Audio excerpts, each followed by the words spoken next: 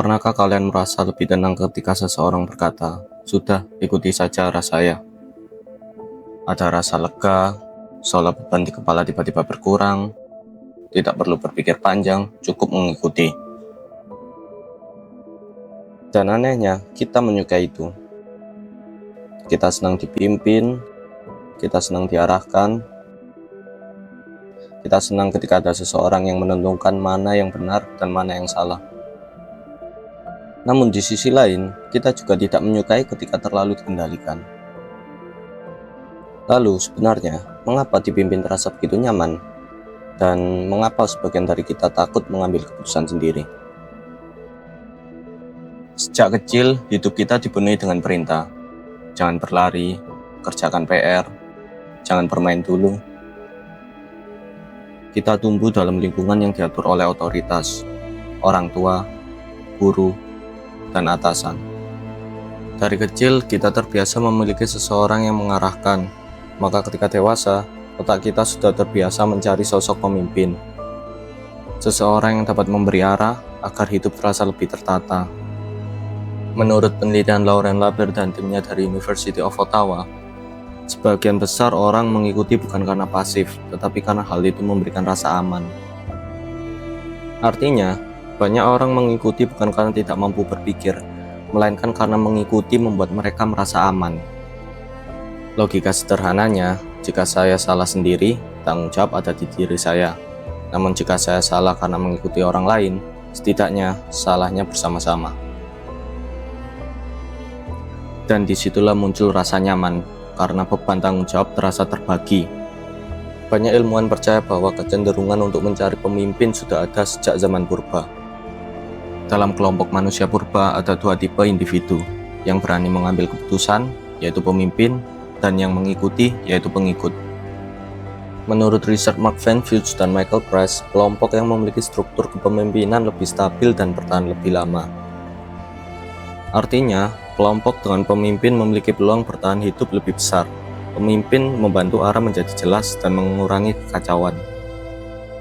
Keinginan untuk mengikuti bukan tanda kelemahan, melainkan naluri bertahan hidup. Otak manusia memang dirancang untuk mencari arah. Sama seperti burung yang terbang dalam formasi atau ikan yang berenang beriringan, kita pun secara naluriah lebih nyaman berjalan ketika tahu siapa yang berada di depan. Namun di balik semua itu, ada lapisan yang lebih dalam. Ketika seseorang berkata, "Saya ikut saja," seringkali bukan karena malas berpikir, melainkan karena takut salah. Salah langkah, salah berbicara, atau salah mengambil keputusan. Dunia saat ini bergerak terlalu cepat, terlalu banyak pilihan, dan setiap keputusan memiliki resikonya sendiri. Bayangkan ketika harus memilih karir, pasangan, atau arah hidup. Semua terasa menuntut hasil yang sempurna. Maka, mengikuti orang yang tampak lebih yakin menjadi solusi yang mudah. Dalam psikologi sosial, hal ini disebut konformitas, dorongan untuk menyesuaikan diri dengan kelompok agar merasa aman dan diterima. Eksperimen klasik Solomon Asch pada tahun 1950-an menunjukkan sebagian besar orang rela memberikan jawaban yang salah, asalkan sama dengan mayoritas. Artinya, daripada salah sendirian, kita lebih memilih salah bersama-sama. Ada alasan lain mengapa dipimpin terasa nyaman, karena pemimpin memberi kesan bahwa dunia masih dapat dikendalikan. Ketika hidup terasa penuh ketidakpastian, kehadiran seorang pemimpin membuat segalanya tampak lebih teratur. Bahkan ketika pemimpin tersebut salah, banyak orang tetap merasa tenang, karena yang dicari bukan kebenaran, melainkan kepastian.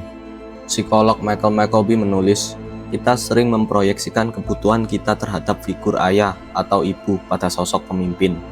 Artinya, manusia mencari sosok yang dapat memberikan rasa aman, bukan hanya secara sosial, tetapi juga emosional. Dalam diri banyak orang, pemimpin menjadi simbol perlindungan, dan selama simbol itu ada, rasa takut serta tanggung jawab seolah dapat dibagi. Namun, di balik kenyamanan itu tersembunyi bahaya besar. Ketika terlalu nyaman dipimpin, kita bisa kehilangan kemampuan berpikir kritis. Kita berhenti bertanya, apakah arah ini benar? Apakah pemimpin ini pantas diikuti? Dari sinilah muncul fenomena blind following, mengikuti tanpa berpikir. Riset oleh M. Liu menunjukkan, pengikut yang terlalu bergantung pada pemimpin beresiko kehilangan inisiatif dan justru memperkuat perilaku otoriter di atasnya. Sejarah membuktikan banyak tragedi bermula dari orang-orang yang berhenti berpikir, perang, kultus, hingga kebijakan yang menindas. Semuanya diawali oleh pengikut yang terlalu percaya. Lalu, apakah salah menjadi pengikut? Tentu tidak. Mengikuti bukan berarti lemah. Menurut penelitian dari Athlete Assessment, pengikut yang sadar perannya adalah kunci keberhasilan kepemimpinan. Artinya, pengikut yang sadar perannya justru menjadi fondasi bagi kepemimpinan yang baik. Masalahnya bukan pada tindakan mengikuti, tetapi pada alasan dibaliknya. Apakah karena kepercayaan dan kesadaran, ataukah karena ketakutan mengambil keputusan sendiri? Disinilah pentingnya kesadaran diri.